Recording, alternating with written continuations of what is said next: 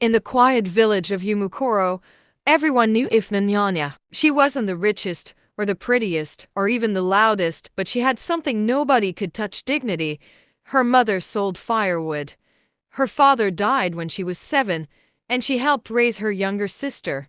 Adi's life was hard, but Ifnanyanya smiled through it. She had just one dream: to finish school and start her own tailoring shop.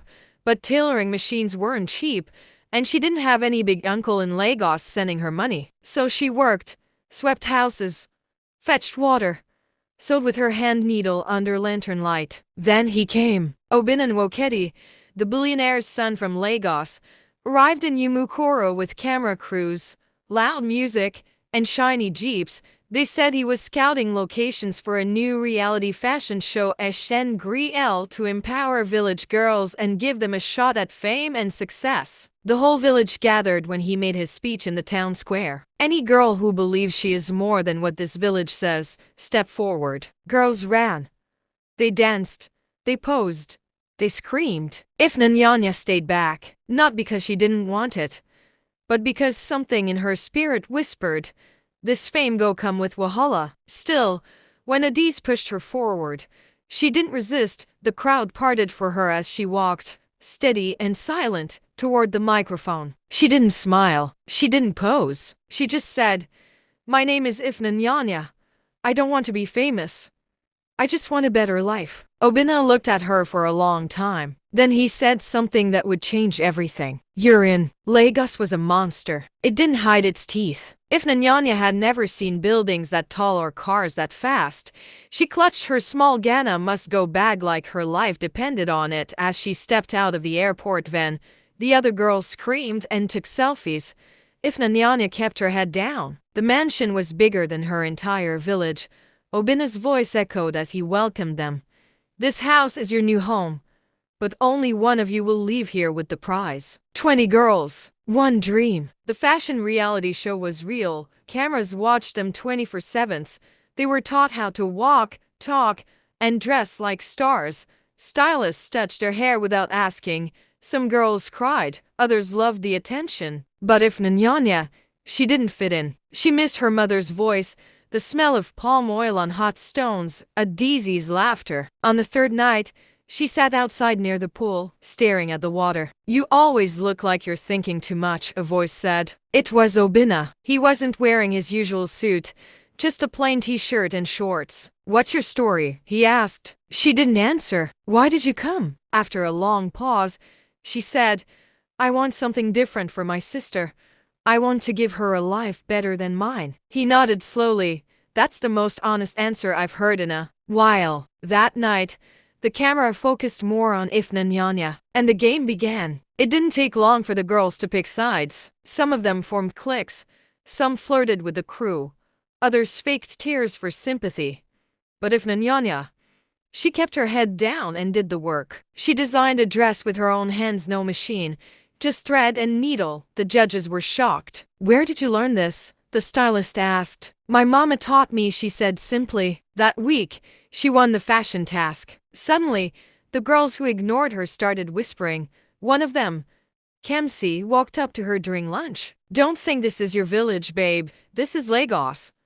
Shine your eyes." Ifnanyanya smiled but didn't speak. She'd seen enough in her life to know when envy was talking. Obina started paying more attention to her. He'd check on her, walk past her workstation, even give her small smiles, and the cameras caught all of it. Soon, blogs were asking, "Who is the mystery village girl catching Billionaire Obina's eye?" The show's producer didn't like it. "You need drama," he told Obina.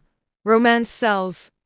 Give the people something." Obina replied, "I'm not going to fake love." But some things weren't fake. One night, Ifnanyanya was sick, feverish. No one noticed until Obina carried her to the mansion clinic himself. The girls saw, the camera crew saw, and so did the world. That was the night Kamsi swore to destroy her. The show was at its peak. Ifnanyanya had won 2 tasks back to back.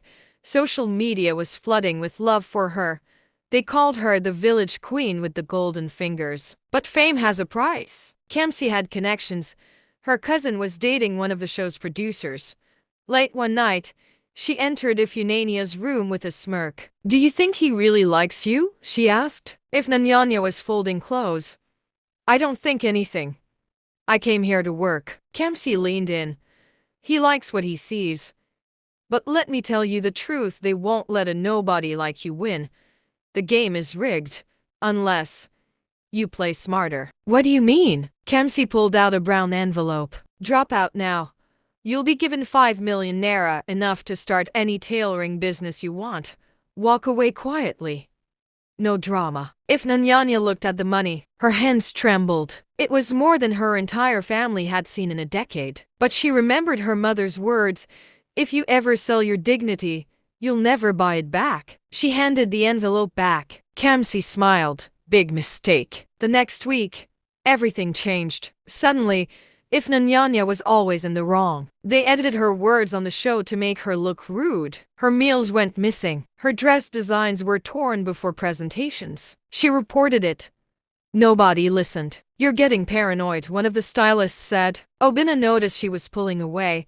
He asked her what was wrong, but she just said, "I'm tired." Then came the setup. Kamsi lied that Ifnanya stole her design.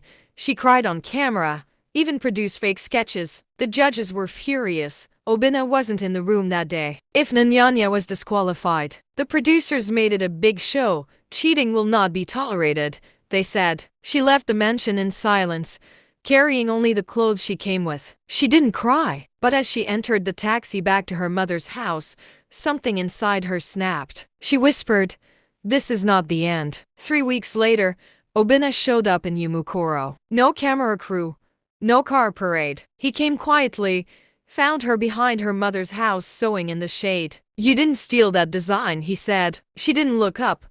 "It doesn't matter. They believed what they wanted. I should have protected you." "You couldn't. You're just a face. They own everything." Obina sat beside her. "I resigned. I told them I'm done with the show." She finally looked at him. "Why?" "Because I realized something," he said. "You're not just special. You're real. And I've never had real in my life." There was a long silence. Then she said, "What now?" He smiled. "Let's build something together. No cameras. No competition. Just you and me, and whatever dream you want to chase." If Nanyanya stared at him, she'd spent her whole life dreaming of an escape. But this was the first time someone offered her a future. If Nanyanya didn't know how to trust again. Obina came to her village every weekend after leaving the show. He brought nothing flashy, just stories, help with house chores, and quiet laughter that made her smile again. They sat under the mango tree each evening. Sometimes he helped her sew, other times he just watched her fingers move, amazed by how fast she worked. But every time he said, "I love you," she froze. "How can I believe love from someone who used to live with cameras?" she asked one day. He took her hand gently. "Because, for the first time, I want something the world can't see." She didn't answer, but when he left that evening, she watched him until he disappeared down the dusty path. And for the first time in a long time, her heart beat a little faster. One Sunday morning, after church, Obina knelt in front of the whole village square. Ifnanya had just finished selling zobo when she turned and saw him holding out a small wooden box. "I'm not asking you to marry money. I'm asking you to marry me." The crowd gasped. Ifnania's knees went weak. She stared at him, then at the faces of neighbors who once called her the tailoring girl. Her mother stepped forward and whispered, "Answer with your heart, not your fear." Ifnanya took a deep breath, then nodded. "Yes," she said, her voice shaking. The crowd exploded into cheers. But far away, in Lagos, someone else was watching that video, and they weren't smiling. The video of Obina proposing to a village tailor went viral. Social media didn't spare them. "Billionaire falls for commoner, must be a publicity stunt. She must have done jazz." Ifnanya tried to ignore it, but it hurt. Her small tailoring shop was suddenly full of strangers, some pretending to be friends, others asking for the billionaire's money. She locked the doors one afternoon and cried. Obina found her there. "I warned you," she said. "This world doesn't want me beside you." He held her face gently. "Then we'll make our own world." But even as he said it, The pressure was rising. His family had not said a word, and silence can be louder than rejection. The call came late at night. Obina's mother wanted to meet Ifnanyanya. He was shocked. She's never asked to meet any girl I dated before. But Ifnanyanya wasn't afraid. She dressed simply and followed him to Lagos. The mansion was quiet to quiet. Obina's mother sat in a gold chair, staring at her like a puzzle she didn't want to solve. I've seen girls like you, she said, pretty, humble, hungry. I'm not hungry for money. Ifnanyanya replied calmly, I'm hungry for peace. The woman laughed coldly. There's no peace in this world. Only power. And love is not enough. Ifnanyanya didn't flinch. But as they left the house, Obina held her tighter. Because they both knew this was only the beginning. It started with a whisper. Obina was seen with another woman at a business dinner. The blogs twisted it. Obina cheating already? Ifnanyanya stayed quiet. She trusted him. But the pressure came like a flood. Comments, gossip, insults. Then the real blow came. A letter arrived from the show's